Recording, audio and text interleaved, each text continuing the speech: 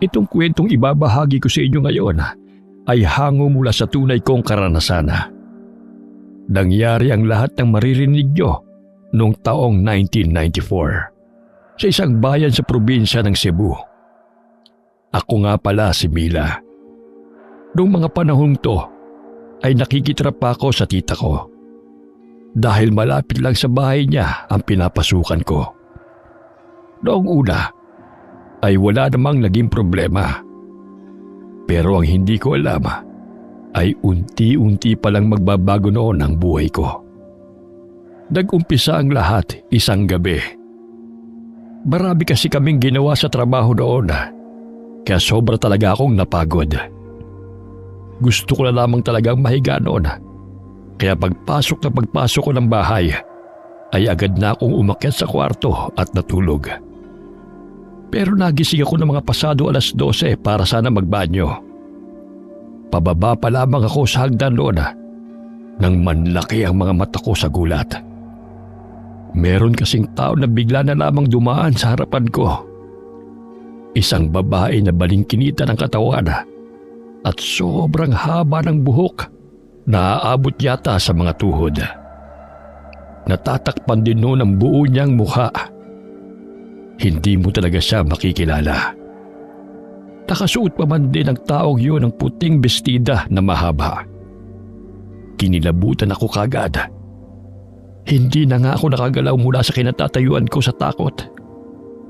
Dalawa lang naman kasi kami ng tita ko ang nasa bahay niya noon at malabo namang siya yun. Dahan-dahan lang naglalakad noon ang babae papunta sa direksyon ng banyo. Hanggang bigla na lamang siyang tumigil. Sobrang kaba na ang nararamdaman ko noon dahil nakatayo lamang siya sa harapan ng banyo. Saka dahan-dahan siyang lumingon sa direksyon ko. Ang sama ng pagkakatitig niya sa akin. Nanlilisik talaga ang mga mata niya at punong-puno ng galit. Kabadong-kabado na nga ako. Parang lalabas na nga sa dibdib ko ang puso ko doon dahil sa lakas ng kabog. Lalo pa nang magsimula siyang maglakad palapit sa akin. Tulong! Tulungan niyo ako, tita! Tulungan mo ako! Huminahon ka lang, Mila. Huwag kang matakot. Ha? Sino ka? Bakit alam mo ang pangalan ko? Paano ka nakapasok dito sa bahay namin? Diyan ka lang.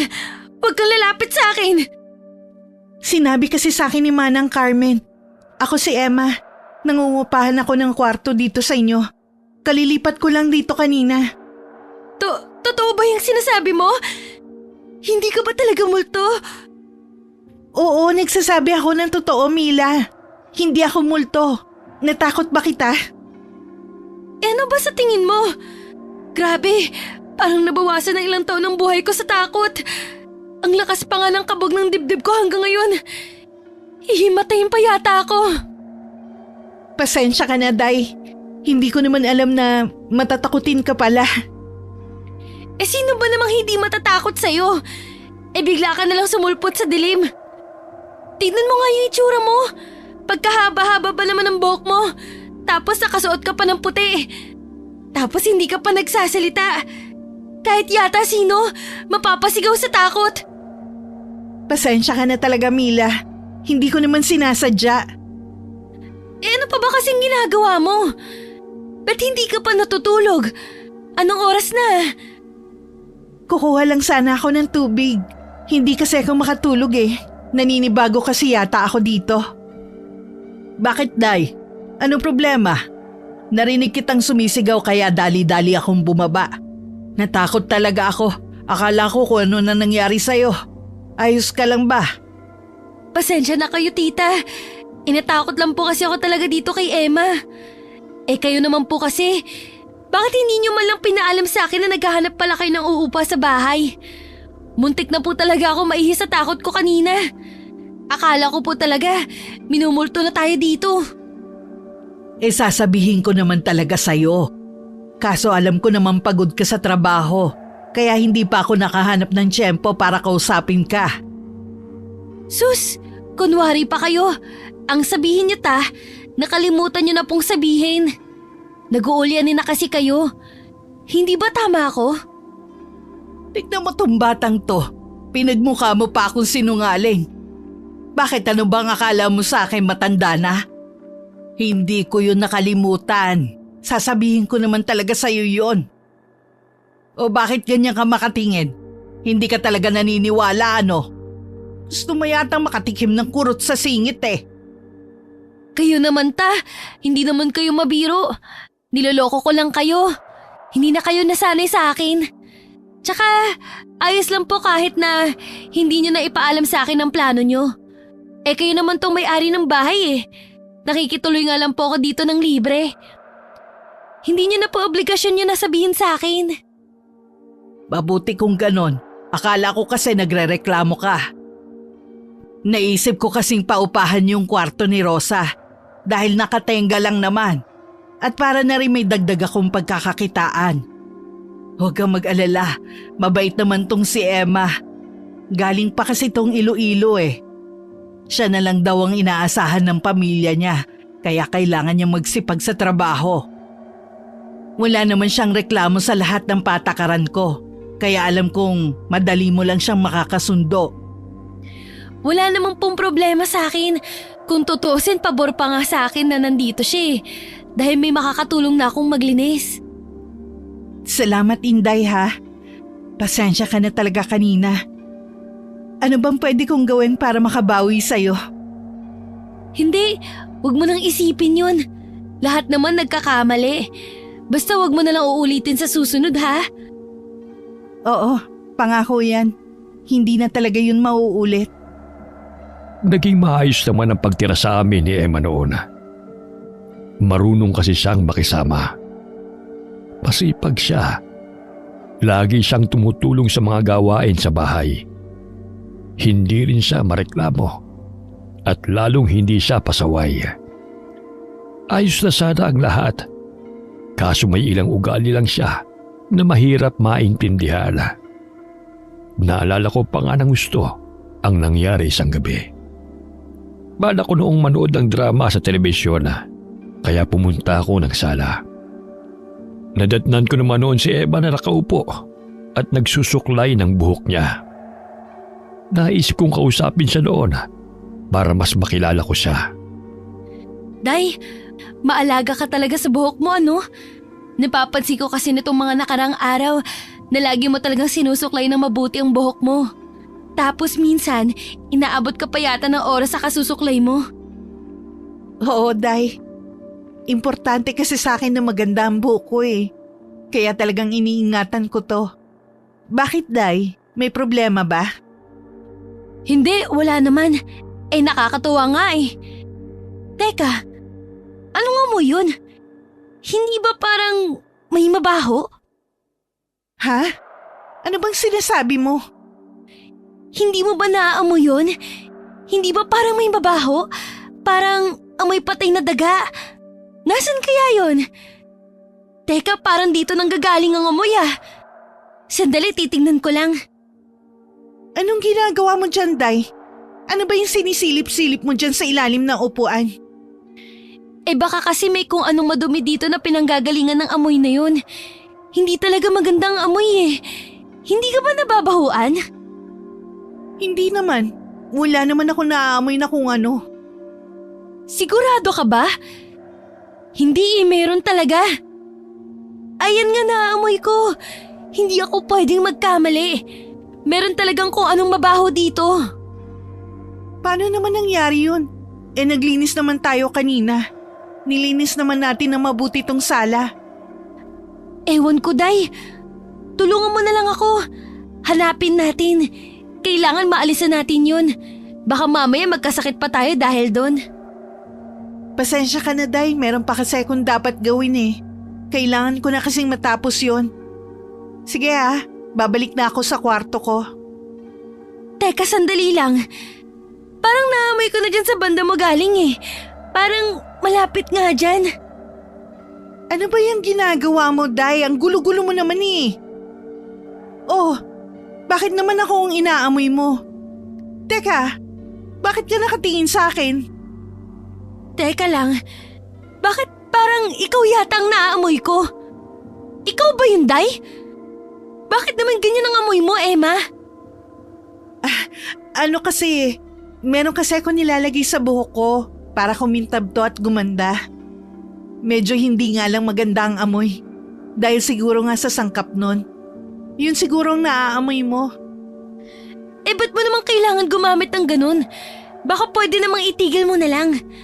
Maganda naman ang buhok mo ah. Hindi kasi talaga maganda ang amoy nun. Masakit sa ilong. Hindi ka ba nasusuka sa amoy nun? Pasensya ka na, Day ha. Hindi kasi pwede eh. Ano kasi yun? Parang gamot. Oo, yun nga. Gamot yun sa buhok ko. Pag hindi kasi ako gumamit nun, maglalagas ang buhok ko. Kailangan ko kasi talagang gumamit nun. Kaya tinitiis ko na lang ang amoy. Baka meron namang ibang gamot na para dyan. Yung hindi maamoy pero mabisa pa rin. Wala eh. Sumubok na ako ng ibang gamot dati. Pero hindi talaga maganda ang resulta. Yung gamot lang talaga na yun ang gumagana sa buhok ko. Kaya hindi ko pinapalitan. Ganito na lang. Samahan na lang kita bukas. Pumunta tayo ng butika. Magtatanong-tanong tayo. Sigurado naman ako na… Bakit ba ang tigas-tigas ng ulo mo ha? Sinabi ko na nga sa'yo na hindi pwede. Pero ipinagpipilitan mo pa rin ang gusto mo. Bakit ba mas marunong ka pa sa akin, Mila?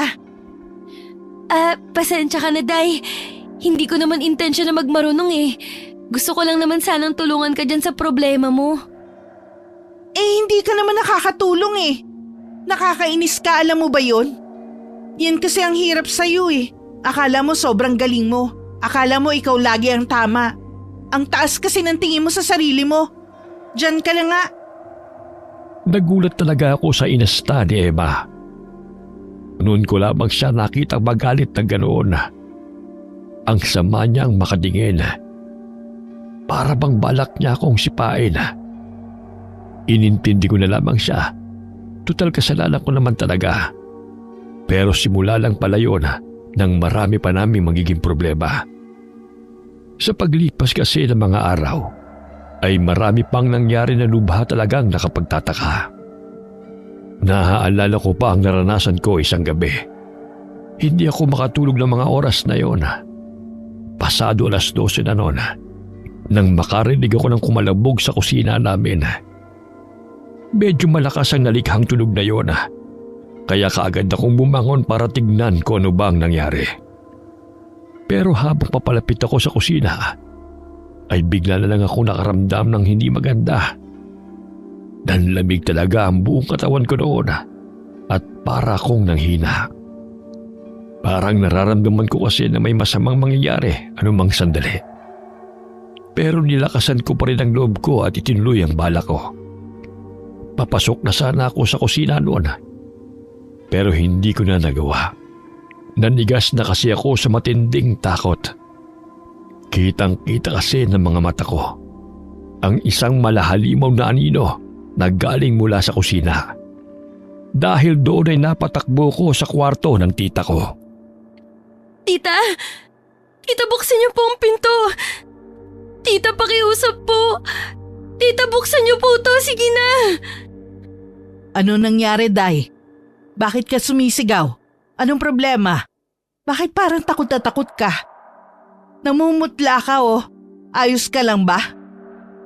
Tita! Tita, may halimaw po! Nakita ko po! Ano ka mo? Wala naman ako maintindihan dyan sa mga sinasabi mo. Para ka naman batang bulol. Huminahon ka nga muna. Saka mo sabihin sa akin kung ano ba ang nangyari. May nakita po akong halimaw dun sa kusina. Nakita ko po yung anino niya na nakatayo. Tapos yung buhok niya, nakataas. Tapos bigla na lang humahaba. Tapos gumagalaw pa po para pong sumasayaw sa hangin. Parang may sarili pong buhay yung buhok niya. Sus, Ginoo! Ikaw ba, Day, nababaliw na? Baka naman nag-a-addict ka na ah. Ano ba yung mga pinagsasabi mong bata ka? Tita naman maniwala po kayo sa akin. Kitang-kita ko po yun ng mga mata ko. Nakita ko po talaga yung halimaw. Nakakatakot po talaga. Ang hirap naman kasing paniwalaan ng mga sinasabi mo. May halimaw na humahaba ang buhok? Ano ba namang klase yun? Paano naman mangyayari yun? Tsaka paano magkakaroon ng halimaw dito Matagal na akong nakatira dito. Hindi ko po alam. Basta sigurado po ako sa nakita ko. Nandun po talaga yung halimaw. Ano pong gagawin natin, tita? Ano pong gagawin natin? Halika, samahan mo ko. Ituro mo sa akin kung saan mo nakita ang sinasabi mo. Tita naman hindi po ba kayo nakikinig sa sinasabi ko? May nakakatakot po na nilalang doon. Paano kung may gawin sa atin yun? Paano kung bigla na lang tayong atakihin? Ikaw, Day, kung ano-ano na lang ang naiisip mo. Halika na nga, pumunta na tayo doon para makita na natin kung ano ba talaga yon. Tita, sigurado po ba talaga kayo sa balak nyo? Masama po kasi talaga ang kutob ko dito Tita, huwag na po tayong tumuloy. Mabuti pa po siguro kung humingi na lang tayo ng tulong. Tumigil ka nga. Mga abala ka pa ng kapitbahay Alam mo naman ang ugali ng mga yan. Halika na, dalian mo. Huwag kang ang babagal-bagal dyan. Para ka naman pagong Tita, huwag po. Please, makinig po kayo sa akin. Huwag po kayong tumuloy. Tita naman Ba't pang tigas-tigas ng ulo nyo? Oh, nasa na yung sinasabi mo, Day? Wala namang kahit ano dito. Saan dyan? Nandyan po siya. Malapit sa lamesa. Mag-iingat po kayo. Wala nga. Kahit nga saan tinignan ko na. Pero wala naman akong makita. Halika kasi dito para maniwala ka. O ayan, tingnan mo. Bakit ganun? Nandito lang dapat yun maniwala po kayo sa akin. Nakita ko po talaga yung halimaw. Hindi po ako pwedeng magkamali. Saan na nagpunta? Bakit wala naman dito? Hindi ko po alam. Ay, ikaw talagang bata ka. Tinakot mo talaga ako, grabe ka. Buti na lang at wala akong sakit sa puso, kundi namatay na ako sa nerbiyos. Pero tita, nakita ko po talaga yung halimaw. Sigurado po ako. Nandito po talaga yun kanina. Hindi po ako nagbibiro. Namalikmata ka lang siguro.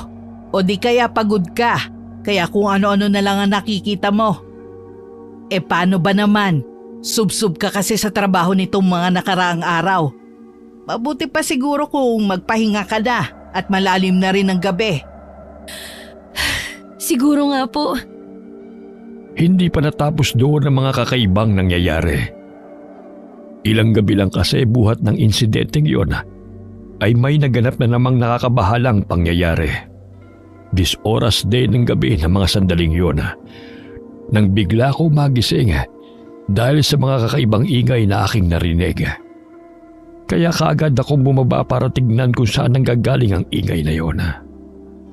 Paglabas ko pa lamang ay napansin ko na ang mga bakas ng mga paa sa lupa. Papunta yon sa likod ng bahay. Kaya naisip kong sundan na.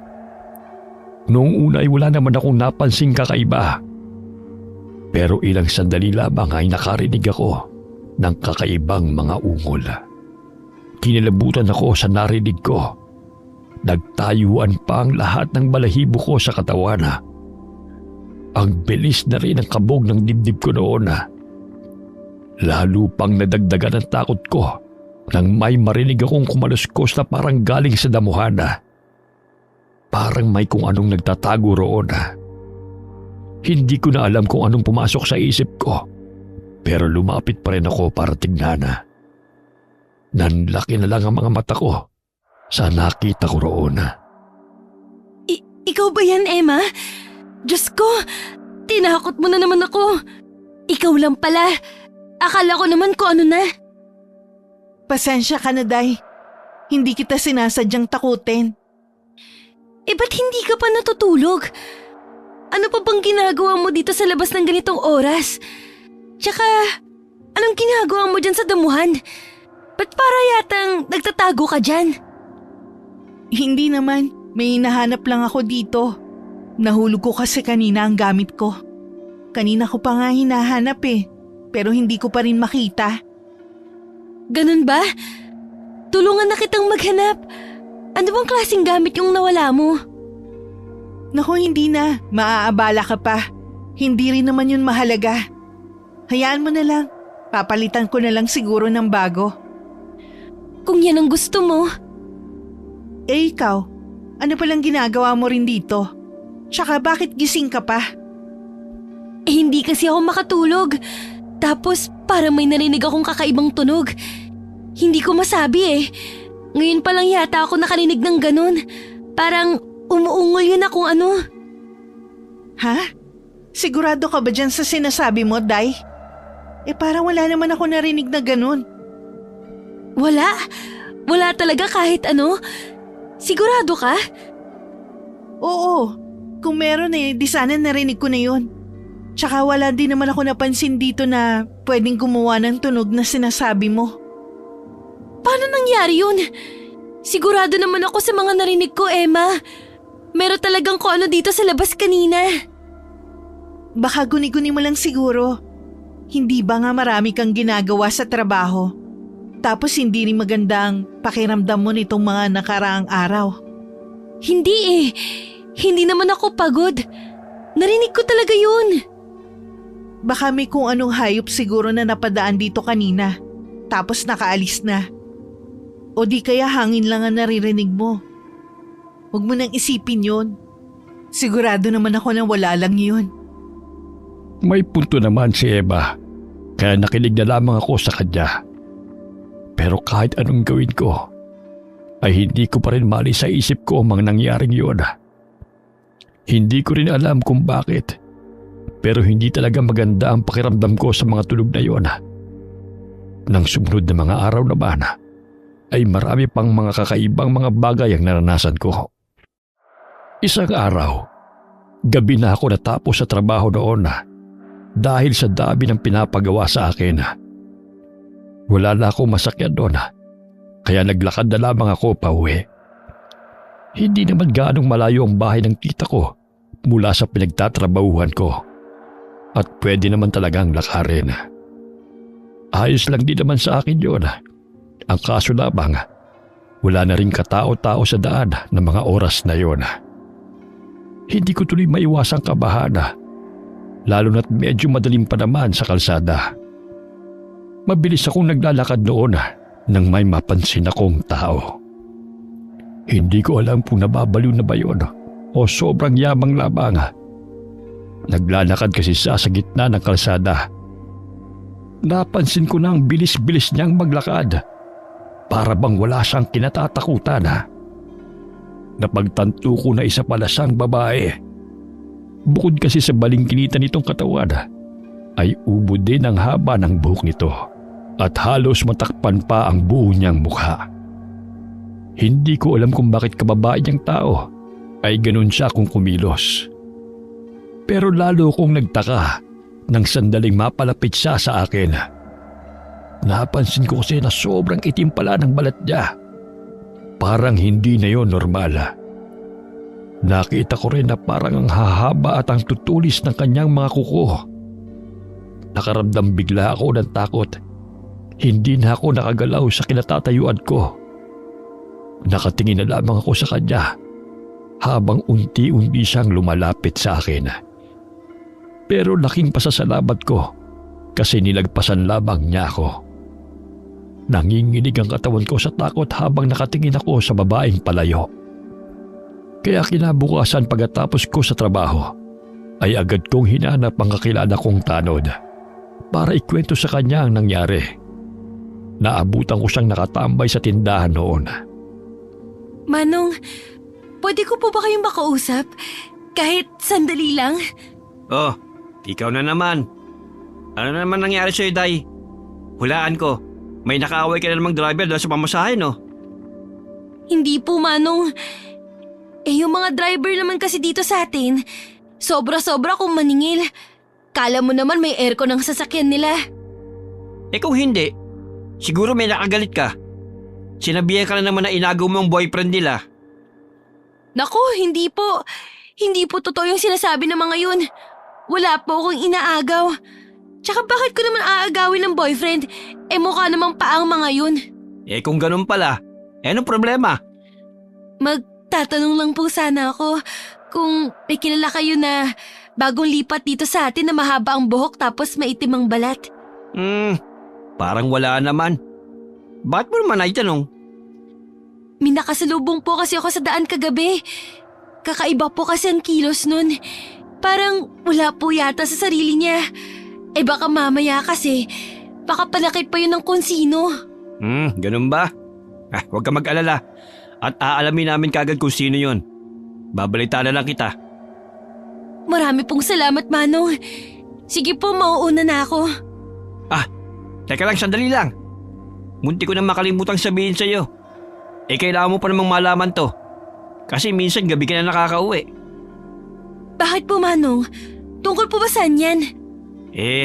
Alam mo kasi, nitong mga nakarang araw, may mga kababaryo kasi tayong nawawala. Nagpapaalam lang daw sila na may pupuntahan. Pero hindi na sila bumabalik. Hanggang ngayon nga hindi pa rin sila nakikita. Bakit po? Ano po sa tingin niyo ang dahilan? Huwag ka munang maingay hanggat hindi pa kami nakakasiguro. Ang hinala kasi namin, baka may mga dumukot na sa kanila. Tapos dinala sila kung saan. Kaya ikaw, Day, mag-iingat ka. Lalo at babae ka pa naman. Talaga po? Nakakatakot naman po. Sige, Manong, tatandaan ko po yung sinabi niyo. Nakakabahala talaga ang mga sinabi sa akin ni Manong. Kung tama kasi ang hinala nila, ay malamang sa malamang napatay na mga taong yun.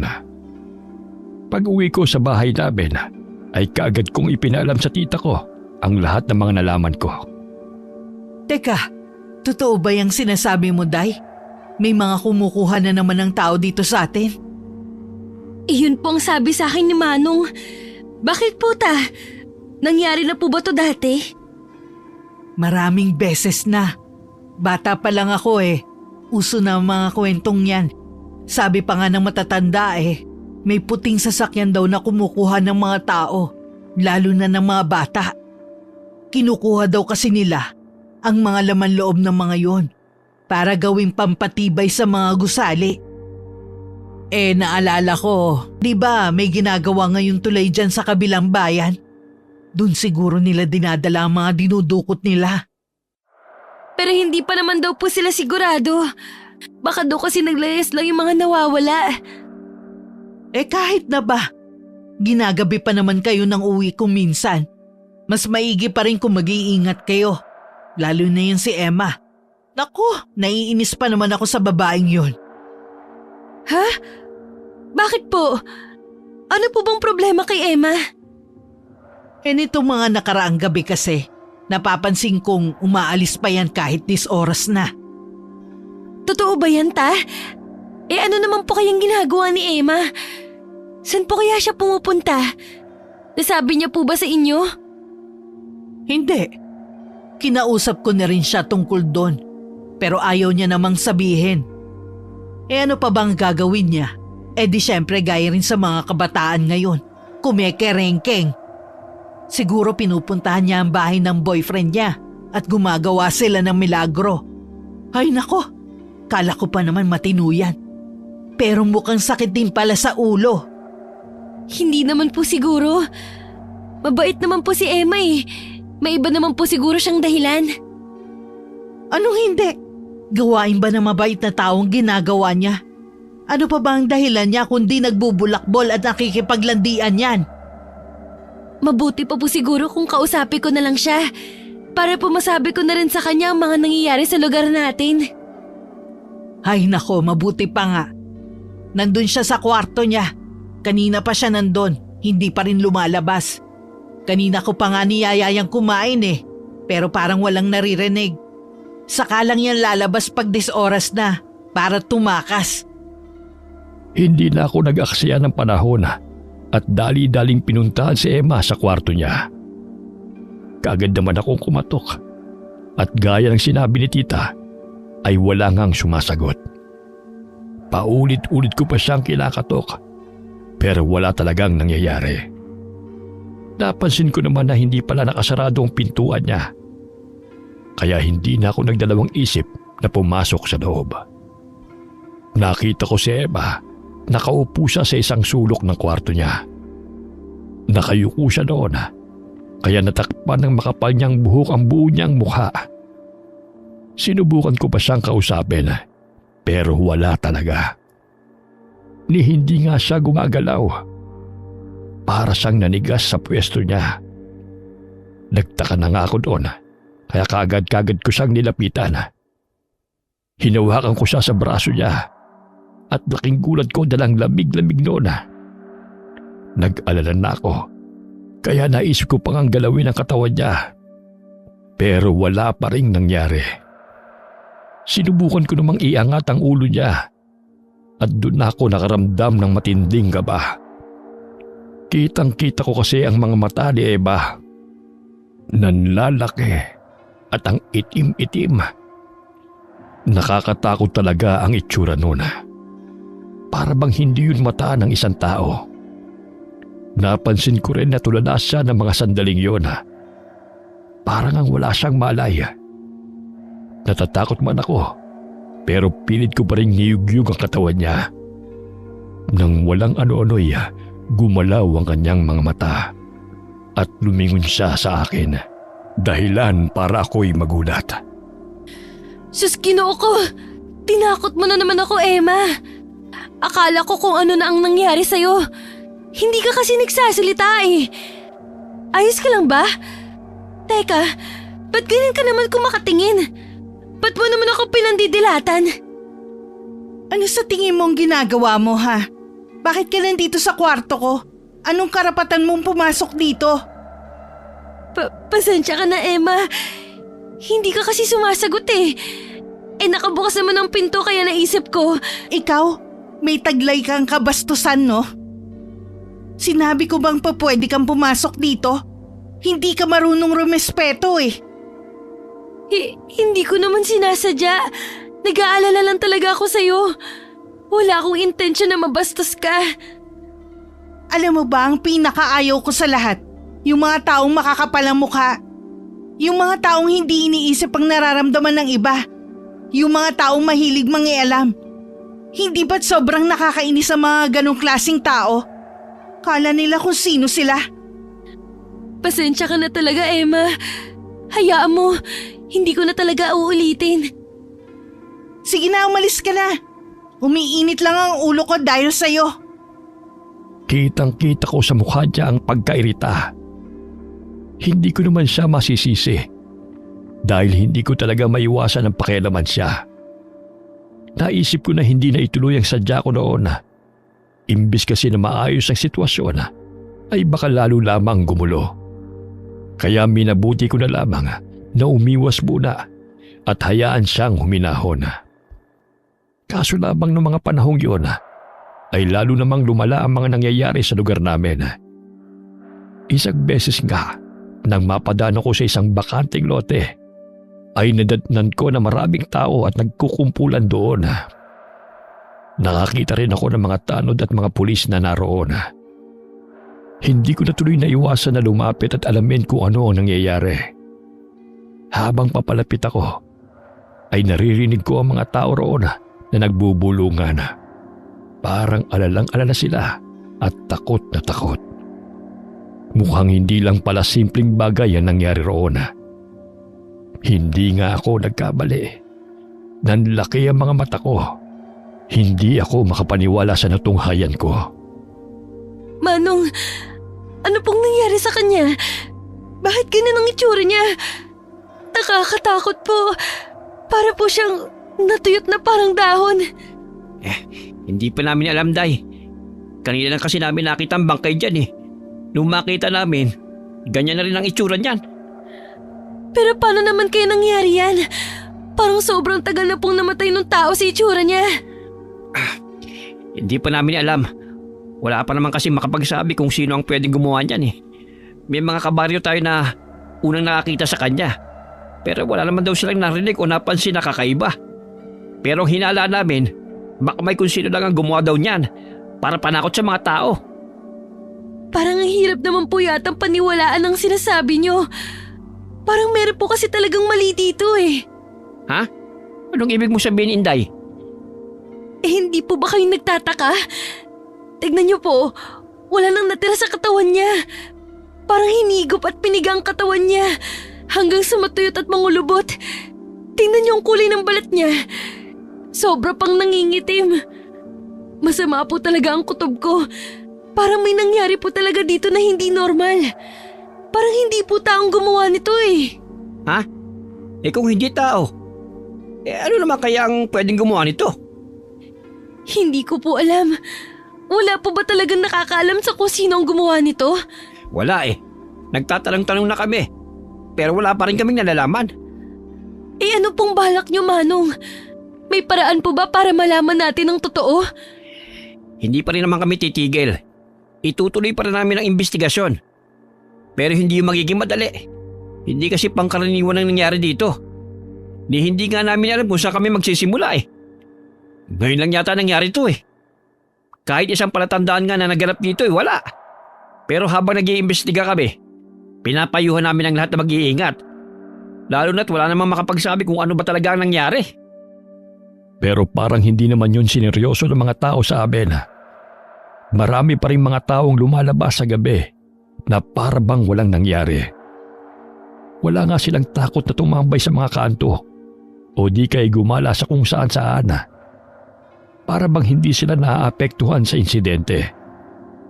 Marami rin kasi talaga sa amin ang matitigas ang ulo, lalong-lalo na ang mga kabataan. Pero minabuti ko pa rin na mag-ingat. Kaso sa kabila ng mga ginagawa ko, ay hindi ko pa rin naiwasan ang panganib. Hinding-hindi ko talaga makakalimutan ang nangyari sa akin noon. Nang gabing yun kasi, marami akong tinapos sa trabaho sa opisina, kaya ginabi na naman ako sa pag-uwi. Pasado 8:00 na yun ng gabi at wala nang sasakyan sa kalsada. Napilitan na naman akong maglakad mag-isa. Nagmamadali na ako noon. Nang walang anunoy, nakarinig ako ng parang taong sumisigaw. Parang may humihingi ng tulong. Hindi na ako nag-isip noon at hinanap ang pinanggagalingan ng sigaw. Laking gulat ko sa aking natunghaya na meron kasing isang binata na parang lumilipad sa hangin. Kitang-kita ko rin ang isang tila babae na nasa gitna ng daan. Malago, makapal at sobrang haba ng buhok niya na parang namamalikmata ako sa mga nakikita ko. Ayoko mang maliwala pero kitang-kita kong nakapulupot ang buhok ng babae sa mga kamay at paa ng binata. Habang iniaangat ang katawan nito ng mataas sa hangin. Lalo pa akong nagulat sa mga sumunod na nangyari. Bigla-bigla na naman kasing humaba ang buhok ng babae at nagdire-diretso sa binata. Kitang-kita ko kung paano pumasok sa bunganga nito ang napakakapal na buhok. Unti-unti namang namayat ang binata hanggang sa tuluyan ng lumiit at matuyot ang buo niyang katawan. Sa puntong yon ay dahan-dahan nang umatras ang buhok ng babae at nagbalik sa normal. Sobra talaga akong kinilabutan noon. Hindi ko na nga maikilos sa mga pako sa sobrang takot ng mga oras na yon. Doble pa ang naging takot ko nang bigla na lamang lumingon ng babae sa akin. Sobrang itim ng balat niya, matulis sa mga kuko. Pero ang nagbigay talaga ng matinding takot sa akin ay ang pulang-pula niyang mga mata. Hindi siya tao. Sigurado ako noon sa pagkakataong yun ay sinubukan ko ng tumakbo dahil tiyak na papatayin niya ako. Paglingon ko ay nakita ko siyang sinusundan niya ako. Ganun na nga lang ang takot ko. Binilisan ko pa ang aking pagtakbo hanggang sa mapasigaw na lamang ako dahil biglang may humatak sa akin. Saklolo! Tulungan niyo po ako! Ayoko pa pong mamatay! Parang awa niyo na tulungan niyo ako! Hoy, Day! Huminahon ka lang! Ako to si Emma. Huminahon ka muna, tumingin ka sa akin. Day, ikaw pala! Diyos ko po, salamat naman. Akala ko talaga kung sino nang humila sa akin. Natakot talaga ako. Ang lakas-lakas pa nga ng kabog ng dibdib ko. Buti na lang at ikaw ang nakakita sa akin. Mabuti na lang talaga. Ayos ka lang ba? Ano ba nangyari sa'yo, ha? Ba't parang takot na takot ka? Tsaka ko na ipapaliwanag. Mabuti pa kumilas na muna tayo. Umalis na tayo dito. Sige na. Teka, sandali lang, Day. Ba't tayo tumatakbo? Ano ba talaga kasi nangyari? May humahabol kasi sa akin eh. Masama siyang nilalang. Isa yung halimaw. Balak akong patayin nun, Day. Kaya kailangan na nating umalis. Baka maabutan tayo nun eh. Tara na. Ha? Anong sinasabi mo? Anong halimaw? Paano nangyari yun? Kumalma ka nga muna. Maniwala ka sa akin, Day. Kitang-kita talaga yun ng mga mata ko. Sobrang nakakapangilabot. May sa demonyo yata ang nilalang na yun. Inasan yung halimaw na sinasabi mo? Parang wala naman ako nakita. Hindi ko alam. Pero masama pa rin talaga ang kutob ko eh. Baka mamaya nasa malapit lang yun. Baka mamaya bigla-bigla na lang tayong atakihin nun. Huminahon ka lang, Inday. Wala naman ako napansin na kung ano kanina. Siguro natakasan mo na kung ano man yung humahabol sa'yo. Huwag ka na mag-alala. Diyos ko po. Takot na takot ako, Day. Hindi ko talaga alam ang gagawin ko kanina. Ang akala ko talaga, mamamatay na ako.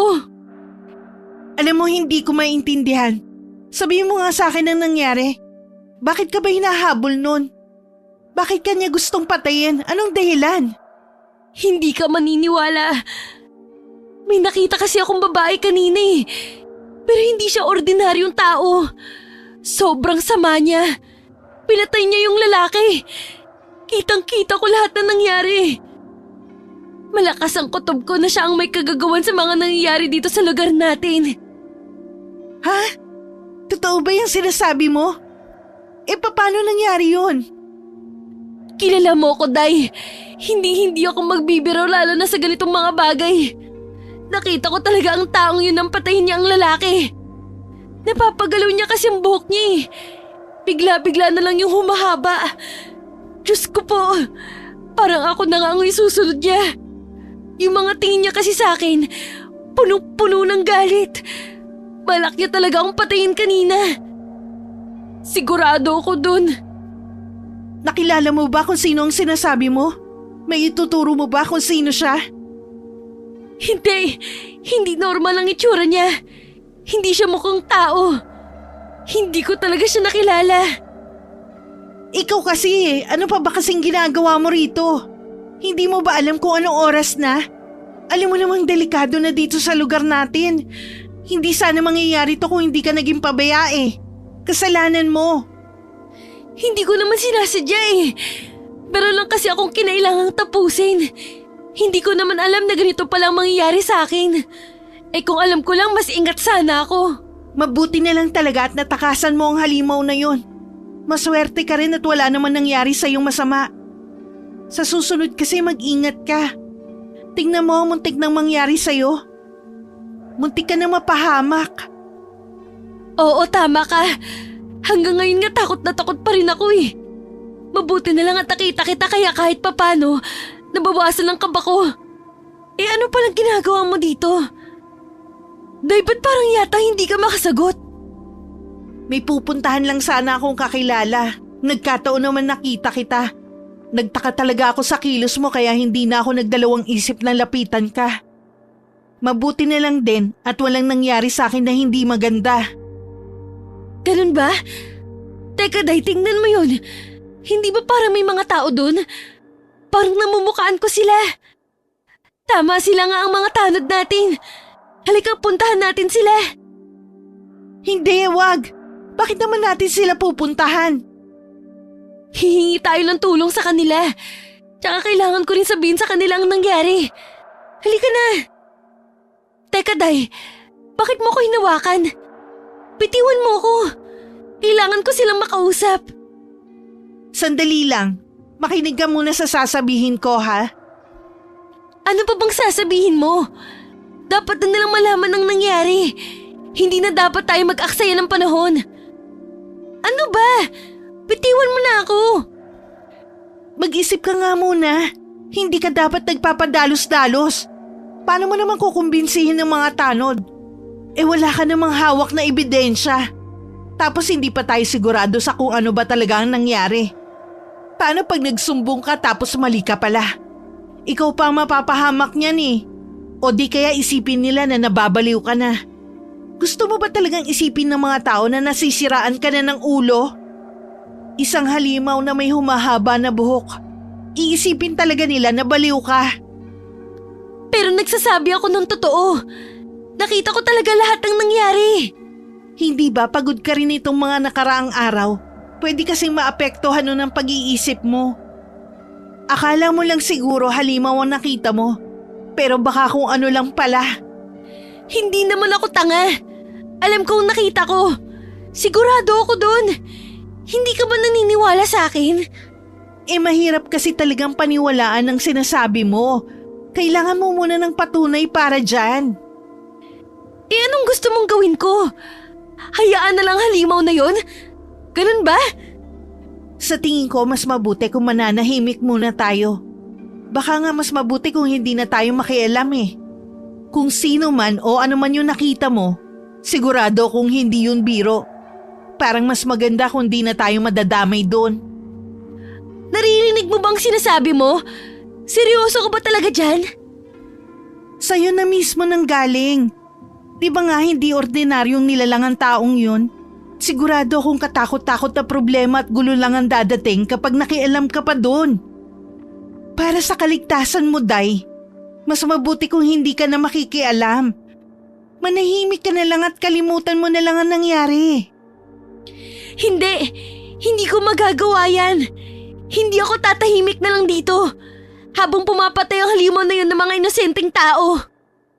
Ay, sige. Pero mas mabuti kung maghihintay na muna tayo. Malaking desisyon tong gagawin mo, kaya kailangan mo munang pag-isipan ng paulit-ulit. Hindi! Kailangan mapigilan na siya sa lalong madaling panahon. Sasabihin ko na sa kanilang nalalaman ko. Bahala na kung anong isipin nila. Napakatigas talaga ng ulo mo, no? Bakit ba ayaw mo makinig?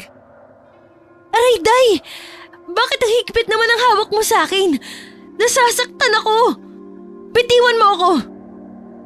Hindi kita bibitiwan hanggat hindi ka sumusunod sa gusto ko. Ano bang nangyayari sa'yo? Bakit naman ganyan ka makatingin sa akin? Bakit pinandidilatan mo ako ng mata? Ano bang problema mo? Huwag mo nang hintayin pa na magalit ako sa'yo, Day. Sinasabi ko sa'yo, hindi mo magugustuhan. Sundin mo na lang ang gusto ko kung ayaw mo magkasira tayo. Sige kung yan ang gusto mo. Kakaiba talaga ang kinikilos noon ni Emma. Natakot ako sa kanya, kaya napilitan na lamang ako na sumunod sa gusto niya. Mabuti na lamang at natigil naman ang mga nakakapangilabot na nangyayari sa lugar namin. Pero ng mga panahong yun naman, ay lalo pang naging kahina-hinala ang mga kilos ni Emma. Isang beses pa nga, naaktuhan ko siya na palabas na naman ng bahay. Hindi ko talaga alam kung anong ginagawa niya. Alam na nga niyang napakadelikadong lumabas sa gabi, pero patuloy pa rin niya ang ginagawa. Nakita kong nagmamadali siyang lumabas. Hindi ko naman matim na pabayaan na lamang siya. Kaya agad ko pa rin siyang sinundan. Kaya lamang ay bigla na lamang siyang nawala. Hindi ko na alam kung saan siya nagpunta. Takang-taka nga ako doon. Pero hinanap ko pa rin siya hanggang sa makasalubong ko siya sa daan. Diyos ko po, Day! Ginulat mo na naman ako. Anong ginagawa mo dito? Sinusundan mo ba ako? Magsabi ka ng totoo. Ba't mo ginawa yon? Wala akong masamang intensyon. Nag-aalala lang kasi ako sa'yo. Bakit kasi lumalabas ka pa ng ganitong oras? Delikado na nga. Saan ka ba pupunta? Ano ba kasing ginagawa mo at hindi mo na may pagpabukas? Ikaw ang dami mong tanong. Ang dami mong sinasabi. Bakit ba ang hilig mong mangialam? Dahil kaibigan mo ko.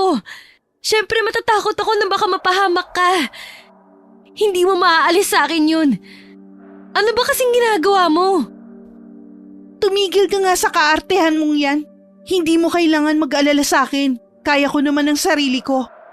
Kung ano man ang ginagawa ko, wala ka na ron. Naiintindihan mo? Bakit ba kasi hindi mo masabi sa akin ang tungkol doon? Ano ba kasing problema, ha? Sabihin mo naman sa akin at baka makatulong ako. Wala. Walang problema. Kung ano-ano lang yung naiisip mo. Hindi mo kailangan malaman ang tungkol doon. Hindi naman kita kaano-ano para alamin mo lahat ng kilos ko. Hindi ko rin kailangan ng tulong mo. Dahil may problema ka ba? Nakakapagtaka na kasi mga kinikilos mo nito mga nakarang araw. Hindi na kita maintindihan. Sabihin mo sa akin kung ano bang dahilan. Huwag ka nga makulit. Mabuti pa, umuwi ka na ngayon din. At huwag mo na ulit akong susundan. Sinisira mo lang ang gabi ko eh. Ano pa bang hinihintay mo? Umalis ka na. Hindi ako aalis hanggat hindi ka nagsasabi sa akin. May kakaiba kasi talaga sa iyo eh. Nararamdaman ko. Parang meron kang tinatago na kung ano. Dahil hindi ako mapapanatag hanggat hindi ko nalalaman ng totoo. Buisit ka. Talagang sinusubukan mo talaga ako. Dahil, anong ginagawa mo? Ayos ka lang ba? Huwag mo akong tingnan ng ganyan para bang may balak kang hindi maganda sa akin. Dahil itigil mo na nga rin pag-ungol mo niyan. Para ka namang aso eh. Dahil ano ka ba? Narinig mo ba ako? Teka, anong nangyayari sa'yo? Ba't parang kumakapal ang buhok mo? Umalis ka na. Alis na. Huwag ka na matigas ang ulo. Baka hindi pa ako makapagpigil sa'yo. Sobrang kakaiba talaga ang nangyari noon kaya dali-dali na akong umalis. Ganun na lamang talaga ang takot ko. Kaya nga nakauwi na ako ay kinikilabutan pa rin ako sa nangyari. Parang hindi ko na kasi kilala si Emma. Hindi ko talaga maalis sa isip ko ang mga nangyayari kay Emma. At nakakaapekto yon sa trabaho ko. Kinausap naman ako ng katrabaho ko noon. Sinabi ko sa kanya lahat ng bumabagabag sa akin. Inausap mo na ba si Emma tungkol dyan? Sinabi mo ba sa kanyang problema mo? Oo, ginawa ko na pero wala namang nangyayari eh. Nagmamatigas lang siya. Kung minsan nga magagalit pa siya sa akin. Hindi ko na talaga alam ang gagawin ko. Kala mo pa naman mabait yang si Emma. Pero mukhang hindi mo pala talaga siya kilala. Oo nga eh. Kala ko pa naman magkakasundo kami. Wala naman kaming problema nung una eh. Ewan ko ba kung bakit bigla-bigla na lang nagbabago ang ugali niya. Mila, hindi mo pa alam kung ano talaga ang ugali niya at kung ano ang pwede niyang gawin. Kailangan mong mag-ingat sa taong yan. Anong ibig mong sabihin? Parang masama kasing kutob ko sa kanya eh. Malakas din ang pakiramdam ko na baka meron siyang tinatago na hindi niyo dapat na malaman. Yun lang naman ang naisip kong dahilan kung bakit siya nagkakaganon. Eh ano naman kaya yun? Ano kaya ang tinatago niya? Sa tingin ko talaga may ginagawa siyang hindi maganda. Kailangan mong malaman kung ano yun bago pa mahuli ang lahat. Nabahala ako sa sinabi sa akin ni Carlos. Lalo na't posible ang sinasabi niya. Hindi naman namin talaga lubusang kilala si Emma. At hindi malabo na masama nga siyang tao. Kaya sinunod ko ang payo sa akin ni Carlos. Isang beses nga na hindi pa nakakauwi si Emma ay nagpasya akong pasukin ang kwarto niya. Pagpasok ko pa lamang ay napansin ko na ang daming buhok na nakakalat sa sahig. Sobra talagang dami. Para sa akin ay hindi na yun normal. Hindi ko nga maiwasang magtaka, pero itinuloy ko pa rin ang aking pakay. Hinanugho ko talaga ang buong kwarto. Hanap ako ng hanap sa kung saan-saan. Hanggang subukan ko maghalughog sa lalagyan niya ng damit. Doon ako may nakitang nagpalaki sa aking mga mata. May isa kasing maliit na bote roon na puno ng kung ano-anong madumi at nakakadiring mga bagay. Parang pinaghalo-halong putik, dumi ng manok, mga ugat at mga dahon. Hindi lamang yun. Meron din kasi akong nakita na isa pang bote na puno naman ng maitim na likido. Sinubukan ko pang buksan yun na hindi ko na pala sana ginawa. Sobrang sama at lansa kasi ng amoy noon at pakiramdam ko'y parang maduduwal na ako. Malakas ang kutob ko na dugo ang laman noon. Sa pinakailalim ng mga gamit niya ay may nakita rin akong libro na may kung ano-anong nakasulat na hindi ko maintindihan. Masama na talaga ang pakiramdam ko noon. Kaya agad kong ibinalik ang mga gamit at nagmamadaling lumabas ng kwarto. Hindi ko talaga maintindihan kung bakit may mga ganong bagay si Eva. Hindi ko maisip kung para saan ang mga yun. Habang nakahiga ako'y walang tigil ako sa pag-iisip. Hanggang sa makatulugan ko na yun. Ngunit bigla akong nagising nang may marinig ako sa tabi ko na parang humihingal. Nang magmulat ako ng aking mga mata, bigla na lamang akong napasigaw dahil sa gulat. Nakita ko si Emma na nakatayo sa tabi ko. Nanlilisik ang mga mata niya sa dilim habang titig na titig sa akin. Pakiramdam ko'y galit na galit siya at parang may balak siyang gawin sa akin. Anong ginagawa mo? Anong ginagawa mo dito sa kwarto ko? Ano ka nakapasok? Sinarado ko naman yung pinto Sabihin mo, pumasok ka ba sa kwarto ko kanina? Hindi. Bakit ko naman gagawin ang sinasabi mo? Sigurado ka? Hindi ka ba talaga pumasok doon nung wala ako? Hindi nga. Ilang beses ko bang sasabihin sa'yo na hindi? Sino naman kaya ang tarantadong pumasok sa kwarto ko? Pinakialaman pa niya ang mga gamit ko. Naabutan ko na lang na ang gulo-gulo na ng mga gamit ko. Ano kayang iniisip niya at bakit niya yung ginawa? Hindi ko alam. Wala akong alam dyan sa sinasabi mo. Siguraduhin mo lang na nagsasabi ka nga ng totoo. Anong ibig mong sabihin? Pinagbabantaan mo ba ako? Hindi. Pero mabuti na yung malinaw sa'yo. Sinabihan na kita dati, di ba? Hindi ko talaga gustong pinakikialaman ako. Oo, alam ko yun. Hindi mo na kailangang ulitin pa. Kung wala ka na mahalagang sasabihin, baka pwedeng umalis ka na. Hindi na talaga tama ang ginagawa ni Emma. Kaya naisip kong kausapin na ang tita ko. Ikinuwento ko rin sa kanya ang lahat ng nalaman ko kay Emma. Nagkasundo naman kami. Kaya nang sumunod na araw din ay nagpasya kaming paalisin na siya. Tinawag namin siya sa sala noon at doon namin siya kinausap. Ano ba yung sasabihin nyo? Sabihin nyo na, may kailangan pa akong gawin. Hindi naging madali para sa amin ang desisyong to. Pero kailangan kasi naming gawin. Huwag ka nang magpaligoy-ligoy pa. Diretsuhin nyo na lang ako. Napagdesisyonan kasi namin na palayasin ka. Bibigyan ka namin ng 2 linggo para makahanap ka ng lilipatan. Ganun ba? Sige, kung yan ang gusto ninyo. Pasensya ka na, Day, ha? Hindi namin gustong gawin to pero huwag ka na magsalita. Hindi ko kailangan ng paliwanag mo. Huwag kayong mag-alala. Ngayon din mismo aalis na ako dito. Sige, Day. Mag-iingat ka. Sana makahanap ka agad ng mas maayos na lilipatan mo. Mabuti naman at umalis na siya. Kinakabahan talaga ako kanina eh. Nakita mo ba ang reaksyon niya, tita? Kaya nga, kung makatingin siya sa atin kanina, ang sama-sama. Ngayon ko lang siya nakita na ganun katapang. Diba? Hindi na nga siya nakipagtalo eh. Tumayo lang talaga siya dyan tapos tumitig sa atin.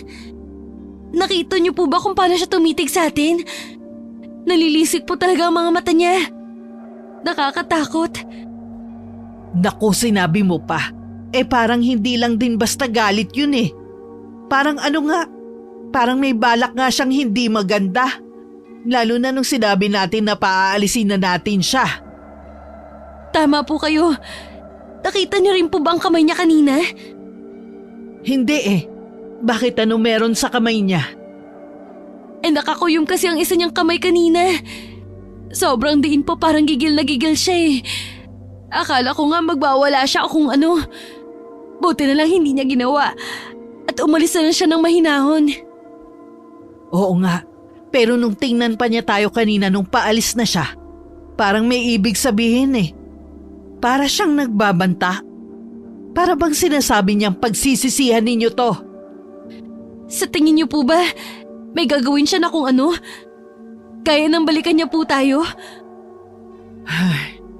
Hindi ko alam. Hindi ko masabi. Pero hindi ko talaga gusto ang kinikilos niya kanina. Hindi ko rin gusto na masama ang loob niya sa atin. Alam mo naman ang pwedeng gawin ng tao kapag galit. Sana lang hindi na natin siya makita ulit. Simula nang umalis si Eva, ay nagsimula na rin ako makaranas ng mas malalang mga bagay na mahirap ipaliwanag. Sunod-sunod na araw kasi ako nagigising sa 10 oras ng gabi. Kung ano-anong ingay kasi ang naririnig ko sa labas ng bahay namin. Mga ingay na nagdudulot sa akin ng takot at pangamba. Dahil doon ay ilang gabi na rin akong hindi nakakatulog. Dahilan para ako'y mga lumata. At napansin naman yon ng tita ko. Oh, Day, bakit ganyan ang itsura mo? Ang aga-aga eh, nakabusangot ka. Tapos ang tamlay-tamlay mo. Parang may malaki kang problema. Halos hindi po kasi ako makatulog dito mga nakaraang gabi. Ha? Problema nga yan. Ano bang dahilan? Ilang gabi na rin po kasi ako nakakarinig ng mga kakaibang tunog sa labas ng bahay. Mga tunog ba ka mo? Anong klaseng mga tunog ba to? Hindi ko po alam Hindi ko po alam kung paano ko sasabihin eh. Hindi po siya ordinaryong tunog. Parang may kung ano po sa bintana ko na gumagalaw sa mga tunog na yun. Sa bintana mo? Paano naman mangyayari yun, Day?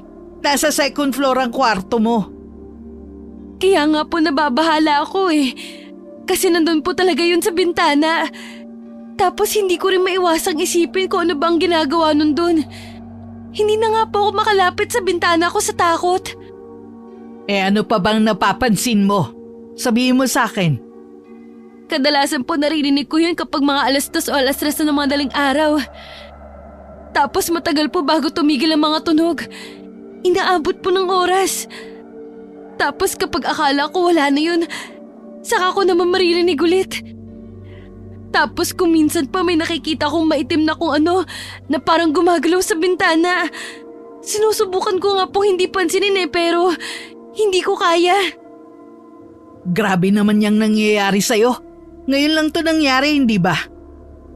Hindi kaya baka paniki lang yun o kung anong hayop? Hindi po. Sigurado po ako na hindi yun hayop. May hindi po talaga normal sa mga tunog na yun. May pakiramdam nga po ako na parang tinatakot ako nun eh. Kung ano man ang may gawa nun. Nako, hindi nga biro yung sinasabi mo. Pati ako kinakabahan na tuloy. Huwag kang mag-alala, Day. Mag-iisip ako ng paraan para matigil na yung mga nangyayari sa'yo. Dahil sa mga nangyayari, ay binigyan ako ni tita ng isang bote na may lamang mga ugat at dilaw na likido. Tinawag niya yung bote ng lana. Proteksyon daw yun laban sa masasamang elemento. Kaya lagi ko raw dadalhin. Hindi ako naniniwala sa ganoon dati. Pero dahil ako na mismong nakaranas ng mga bagay na mahirap maipaliwanag, kaya sinunod ko ang gusto niya. Naisip ko, wala rin namang mawawala kung susundin ko rin yun. Matapos noon ay marami pang mas nakakapangilabot na pangyayari ang naranasan ko. Katulad na lang ng gabing ito. Natagalan din ako sa trabaho doon at gabi na ako natapos. Mabuti na lamang at pumayag naman si Carlos na ihatid ako. Ano, Carlos? Salamat pala at sinamahan mo ko. Naku, wala yun. Ikaw pa ba? Ang ibig kong sabihin, hindi ba magkaibigay naman tayo? Kaya kung may kailangan ka, huwag ka magdadalawang isip na sabihin sa akin. Salamat. Hindi ko talaga alam ang gagawin ko kung wala ka. Huwag kang mag-alala. Nandito lang ako lagi sa tabi mo para tulungan ka. Hindi kita pababayaan. May iba lang ako. Wala ka bang napapansin? Para kasing kinukutuban ako ng hindi maganda. Pakiramdam ko kasi parang may kanina pa nakatingin sa atin eh. Nagtatayuan pa ang mga balahibo ko. Wala naman ah. Baka dahil pagod ka lang, kaya hindi maganda ang pakiramdam mo. Hindi eh. Iba talaga ang nararamdaman ko. Parang may mangyayaring masama. Kinikilabutan talaga ako. Sandali lang kukunin ko lang ang binigay sa akin ni tita na proteksyon. Teka, ano nangyari? Bakit basa na ang mga gamit ko? Tignan mo yung bote, Mila. Bakit ganyan? Bakit para kumukulo yan? Ano bang bagay na yan? Hindi maganda. Kaya siguro nabasa ang bag ko. Dahil kanina pa to kumukulo. Carlos, mabuti pa siguro kung magbadali na tayo. Sige, tama ka. Bilisan na natin para makapagpahinga ka na rin. Teka, Carlos. Tingnan mo yung puno. Hindi ba parang may kakaiba dun sa sanga niya? Ha? Tama ka. Ano kaya yung maitim at makapal na bagay na nakapulupot dyan? Parang ngayon lang ako nakakita ng ganyan ha. Teka, sandali lang. Titignan ko. Hindi! Sandali lang, Carlos. Huwag mong gawin yan! Huli na nang balahan ko siya. Bigla na lamang kasing gumalaw ang maitim na bagay at bumaba kay Carlos. Sobrang bilis ng mga pangyayari. Nilingkis noon ang leeg niya na parang sawa. Nagpupumigla si Carlos pero hindi siya makawala. Kitang-kita ko noon na nahihirapan na siya. Sus, Ginoo! Anong klaseng bagay yan? Paano nangyari na gumagalaw yan? Carlos! Carlos, palitin mo ko mawala! Hindi ko kaya. Masyadong mahigpit. Sinasakal ako. Sus, Ginoo ko! Carlos, ayos ka lang ba? Carlos, tiisin mo lang gagawa ko ng paraan. Mila! Tulungan mo ako! Bilisan mo! Sus, Ginoo ko! Ano bang gagawin ko? Sandali lang! Susubukan kong putulin yan! Teka! Ba't ganun? Ba't parang napakatibay naman yata nito? Hindi talaga siya maputol kahit anong gawin ko! Ano nangyari? Bakit bigla na lang yung umakyat? Hinila niya pa si Carlos pataas! Naku po si Carlos! Hindi maganda ang lagay niya! Nabibigti na siya! Teka, yung proteksyon! Muntik ko na makalimutan! Pakiusap lang, gumana ka! Pakawalan mo siya! Pakawalan mo! Gumana ka! Gumana ka! Carlos! Carlos, ayos ka lang ba? Sumagot ka! Oo! Ayos lang ako! Paano mo nagawa yun? Tsaka ko nasasabihin, mabuti pa umalis na tayo dito. Nang walang ano-ano'y nakarinig kami ng malahalimaw na ungol. Kinalabutan talaga ako. Parang nasa malapit lang ang pinagmumulan noon. Pagtingin ko sa likod ko, laking gulat ko nang may makita akong babaeng nakatayo roon na titig sa amin. Ganun na lamang ang takot ko noon dahil siya rin ang halimaw na nakita ko nung isang gabi. Nakangisi siya at parang takam na takam siyang nakatingin sa amin. Nakita mo ba yun, Mila? Yung buhok niya, lumalaki, humahaba. Tapos gumagalaw ang buhok niya. Paano niya nagagawa yun? Anong klaseng nilalang yan? Yung balat pa niya, ang itim, gaya sa paniki. Tapos yung buhanga niya, puno ng matatalim na ngipin. Tignan mo mga mata niya, Mila. Sobra-sobra talagang pagkapula. Hindi ba para siyang demonyo? Tumakas na tayo, Carlos! Tumakas na tayo! Masama yung nilalang! Papatayin niya tayo! Tama ka. Tayo na. Tumakbo na tayo. Huwag ka lang nilingon. Basta bilisan mo. Bilisan mo, Mila! Bilisan mo pa! Hindi niya tayo dapat maabutan! Oh, ano ba sa tingin mo ang ginagawa ko? Basta tumakbo ka lang ng tumakbo! Kailangan natin makalayo sa kanya! Sandali lang.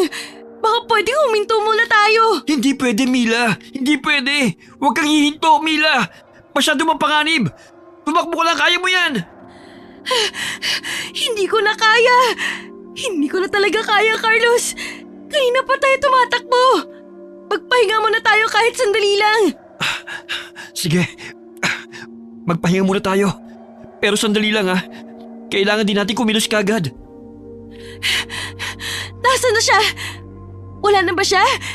Hindi niya na ba tayo nasundan? Hindi ko alam. Pero parang wala na naman siya. Pero kailangan pa rin natin makalayo dito. Mas mabuti na makasiguro tayo. Oo, tama ka. Sige, kumilos na tayo. Tara na. Oh, anong problema? Bakit bigla ka nalang tumigil? Ano pa bang ginagawa mo, Carlos? Hindi ko alam. Hindi ko maigalaw ang mga pako kahit anong gawin ko eh. Teka, ano ba itong nasa mga pako? Mga buhok ba ito? Naku, mga buhok nga. Pati ako. Pumulupot sa mga pako. Hindi na ako makagalaw. Nakakainis, hindi ako makalis. Narinig mo ba yun? Yung parang balino tawa ng tawa? Hindi kaya siya... Diyos ko po, tignan mo Mila. Nandito na siya. Nandito na yung halimaw. Naabutan niya na tayo. Anong gagawin natin, Mila? Sana gumana ulit itong proteksyon. Yan! Yan pa! Sana matanggal ang mga buhok. Yan, gumagana na. Anong bagay yan? Ang galing ah. Natanggal talaga ang mga buhok. Saan mo nakuha yan? Huwag ka na nga maraming tanong. Tumakbo na lang tayo. Tara na! Sandali lang, hintayin mo ako. Naloko na. Sobrang taas niya palang tumalon. Bigla na lang siya bumaba sa harapan natin ng isang iglap. Gagamitin ko ulit ang protection ko. Ikaw, halimaw ka. Umulis ka na ngayon din. Kung ayaw mo masaktan, gagamitin ko talaga sa'yo to. Mas lalo lang siya nagalit, Mila. Mukhang mali yata ang ginawa mo na hamunin siya. Pinalaan na kitang halimaw ka. Pero kung ayaw mong tumigil, pues sisiguraduhin ko sa'yo na magsisisi ka. Etong sa'yo. Ah! Mila, ayos ka lang ba? Tinamaan ka ng buhok niya. Ayos lang ako pero yung protection, nabitawan ko. Hayaan mo na. Andiyan na siya, papalapit na siya sa atin. Kailangan na natin tumakbo. Halika na! Diyos ko po, naabutan niya na naman tayo. Ano nang gagawin natin ngayon, Carlos? Sigurado akong papatayin niya tayo. Tumakas ka na, Mila. Dalian mo. Humingi ka ng tulong. Gagawin ko lahat para pigilan siya. Nababaliw ka na ba? Paano mo naman siya pipigilan? Balak mo mang magpakamatay, ha? Wala nang ibang paraan. Dali na. Sundin mo na lang ako. Sinubukan ni Carlos na sugurin ang halimaw. Pero hindi pa siya nakakalapit nang hagupitin siya ng malalatigo nitong buhok. Pero tinangka pa rin ni Carlos na lumaban. Tumayo pa siya noon kaso pumulupot na sa kamay niya ang buhok ng halimaw. Saka siya nito binalibag sa lupa. Kabadong-kabado na ako noon dahil kulang na lamang ay patay na niya si Carlos. Nang walang ano-ano'y napatingin sa akin ng halimaw, tingin na nagbigay dahilan para manigas ang katawan ko sa takot. Halos huminto ang tibok ng puso ko dahil doon. Sa pagkakangisi niya ay parang ako na ang isusunod niya. Wala na akong ibang nagawa kundi ang tumakbo. Binilisan ko na ang takbo ko. Pero laking gulat ko nang bumaba na naman siya sa harapan ko na parang tumalon siya galing sa malayo. Sinubukan ko pa rin tumakas. Pero naramdaman ko na lamang na parang may pumulupot sa paa ko. Kaya't bumagsak ako sa lupa. Mga buhok na pala yun ng halimaw. Unti-unti ako nung hinihila pabalik. Sigaw ako ng sigaw sa sobrang takot. Mabuti na lamang at napadaan naman ang mga tanod sa lugar namin. Nang mapansin nga ng halimaw ang mga tanod na papalapit, ay dali-dali itong tumalon palayo. Maraming sugat at galos ang natamo ni Carlos dahil doon kaya't dinala namin siya sa ospital. Mabuti na lamang at hindi naman malala ang mga tinamo niyang pinsala. Kinausap naman ako ni Mang Nando tungkol sa nangyari. Ikinuwento ko na sa kanya ang lahat ng nalalaman ko. Anong sinabi mo, Day? Nangyari na pala siya ito dati pero bakit kayo mo lang sinabi sa akin? Ano ka ba? Puro ganda ka lang ba? Hindi ka marunong gumamit ng utak? Pasensya na, Manong. Napaka-imposible naman kasi nang nangyari eh. Tapos wala man lang ako ebidensya nun. Ay, Diyos ko, Day. Sana sinabi mo pa rin sa amin. Ano ba akala mo sa amin, tanga? Gagawa pa naman kami ng sarili naming investigasyon eh. Para makumpirma namin ang bagay na yun. Pasensya na po talaga. Tumigil na din po kasi ang mga nangyari dito sa lugar natin. Kaya ang akala ko, umalis na yung halimaw dito. Ikaw nagpapalasot ka pa eh. Gusto mo kalbuhin kita? Nakita mo na nangyari. Munting na kayo mamatay ng katrabaho mo. Kung sinabi mo na sana yun ang mas maaga, baka naiwasan pa natin ang nangyari sa inyo. Ikaw naman, Dong. Huwag mo naman nang sisihin si Inday sa nangyari. Hindi niya naman kasalanan yun eh. Ito po kasing pamangkin nyo, Manang eh. Tatanga-tanga eh. Ano bang plano nyo ngayon? Paano nyo huhulihin ng halimaw na yon? Mag-iimbestiga po ulit kami. Marami na naman kaming nalaman tungkol sa halimaw eh. Sigurado makakatulong yun para mahuli namin yon. Ano bang klaseng halimaw ang umatake sa pamangkin ko? Maitim na nilang daw po na may sobrang habang buhok. Nakaya nitong mapagalaw sa kahit anong paraan na gusto niya. Teka, hindi ba't aswang na kubot ang sinasabi mo? Yun nga ang tawag sa halimaw na yon. Narinig ko na ang kwentong yan nung bata ako. Kung ganun, paano po kaya namin matutukoy kung sino ang halimaw na yon? Hindi madali. Pero ang alam ko, kapag normal na taong aswang na yon, sobrang haba din ang buhok niya. Tapos may kung anong langis pa silang pinapahid sa buhok nila. Dahil inaalagaan talaga nila yon. Pero dahil doon, kaya nagiging mabaho ang buhok nila. Manang Carmen naman. Alangan naman pong isa-isay namin amuyin ng lahat ng mga kababayan natin na merong mahabang buhok. Hindi naman kayo nakakatulong eh. Ay, tignan mo to. Ako pa talagang sinisi mo. Sinasabi ko lang naman ang alam ko. Sandali po, Manong. Parang may kilala po kasi ako napasok dyan sa mga sinasabi ni Tita. Totoo ba yung sinasabi mo? Sino to? Sabihin mo na. Si Emma po, yung nakatira po sa bahay ni Tita.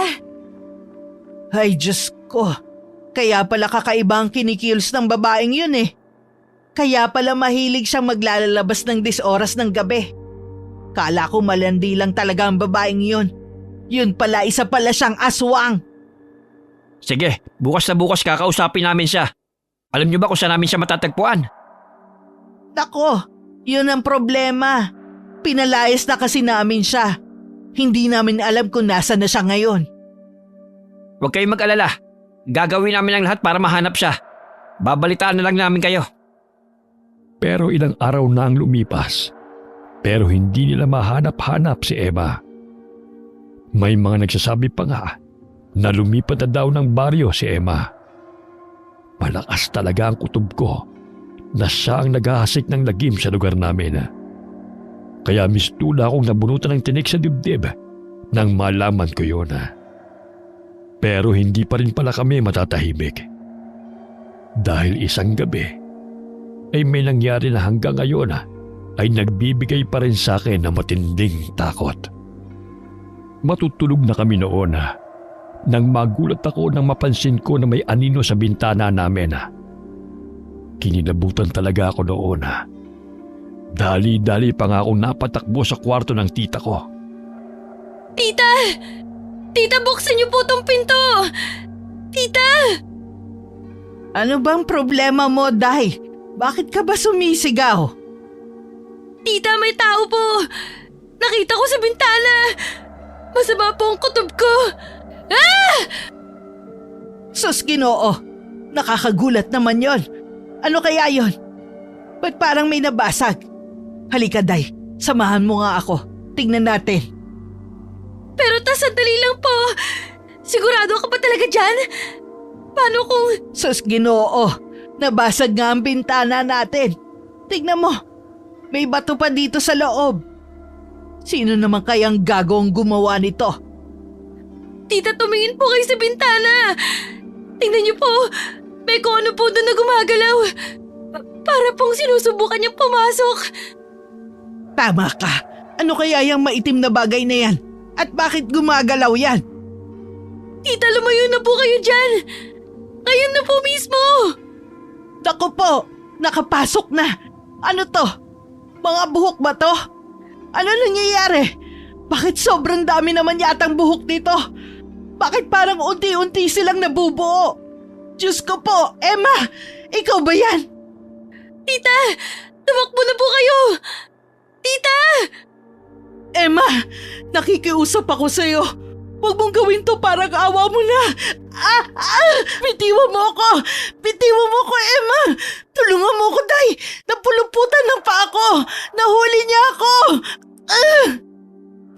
Sinubukan ko siyang tulungan, pero huli na. Unti-unti na kasing hinila ng halimaw si tita hanggang sa baluti na siya nito ng napakaraming buhok. Hindi ko na alam ang nangyari sa kanya. Sa sobrang takot ko doon, ay nagtatatakbo na ako palabas ng bahay.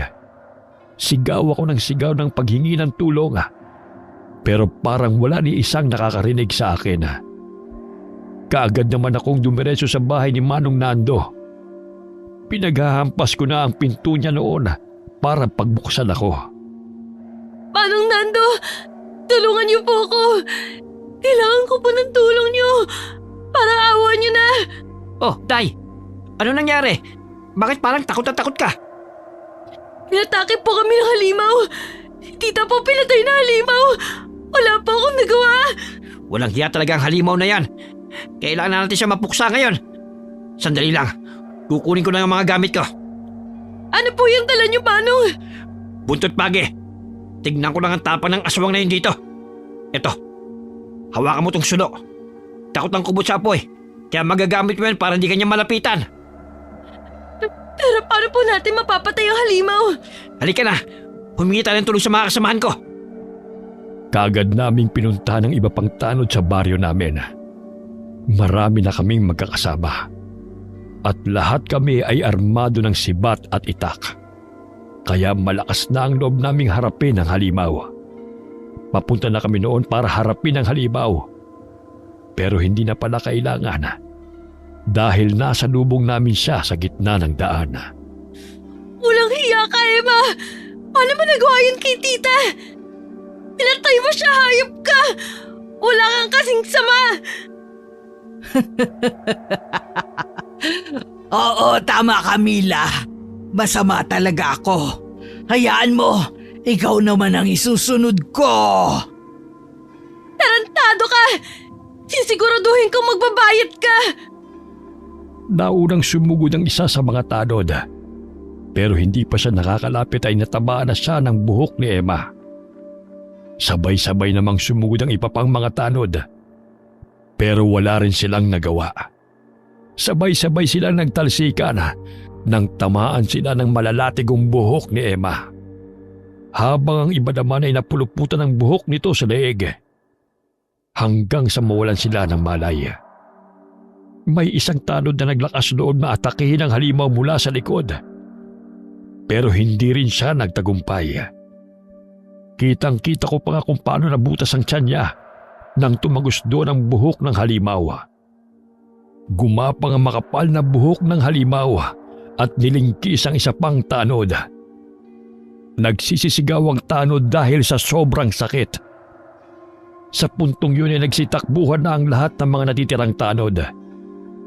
Sinubukan ko pang tumakbo, pero nadapa pa ako sa sobrang takot. Paglingon ko ay halos himatayin ako dahil sa gulat. Ilang hakbang na lamang kasi ang layo ni Emma sa akin noon. Nakikiusap ako sa'yo, Emma! Huwag mong gawin sa akin to! Parang awa mo na! Ba't para yatang naiba ang ihip ng hangin, Mila? Parang kanina lang ang tapang-tapang mo. Pero ngayon, Halos maihi ka na dyan sa sobrang takot. Emma! Nagmamakaawa ako. Huwag mong gawin to. Ano bang akala mo sa akin? Tanga? Bakit pa ba ginagawa to? Wala naman akong ginawang masama sa'yo ah. Pinakisamahan ka namin ng maayos. Tapos ito pa ang gaganti mo sa akin. Kasalanan mo kasi, Mila. Ang hilig-hilig mo kasing mangialam. Kung hindi mo siguro nalaman ang tungkol sa tunay kong pagkatao, baka hinayaan pa kitang mabuhay. Emma, patawarin mo ako. Pakiusap, itigil mo na to. Umalis ka na lang. Maawa ka sa akin. Huli na. Huli na para magmakaawa ka pa sa buhay mo, Mila. Papatayin na kita. Nakita ko ang unti-unting pagkapal ng buhok niya na parang lambat. Na anumang sandali ay handa na akong hulihin. Hindi na nga ako makagalaw noon sa sobrang takot. Hindi ko naman inaasahan ang mga susunod na nangyari. Bigla na lamang kasi akong nakarinig ng malakas na tunog na parang may nabasag. Nakumpirma naman ang hinala ko nang magalit si Emma. May bumato kasi sa kanya ng gasolina. Sobrang baho na nga ng amoy niya noon. Nung una ay hindi ko naisip kung sino ang gagawa noon. Hanggang sa marinig ko si Manong Nando na sumigaw. Gawin ko na nga daw. Doon na pumasok sa isip ko ang lahat. Dali-dali ko ngang kinuha ang sudo na ng mga sandaling yon ay malakas pa rin ang apoy. Diyan ka lang, Mila. Huwag kang lalapit sa akin. Bitiwan mo nga yung hawak mo. Bakit parang nag-iba na naman yata ang ihip ng hangin? Ngayon ikaw naman tong takot na takot. Sinabi ko na sa'yong bitiwan mo yan. Inutusan kita, Mila. Bitiwan mo na yan ngayon na.